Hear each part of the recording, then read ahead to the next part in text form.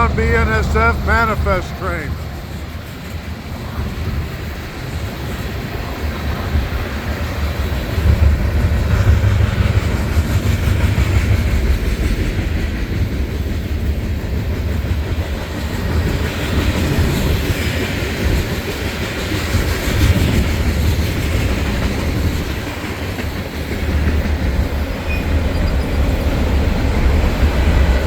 Pretty short one.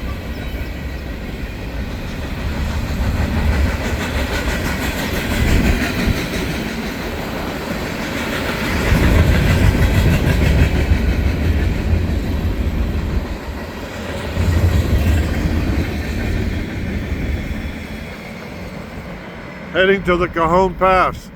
The summit is about 13 miles in that direction.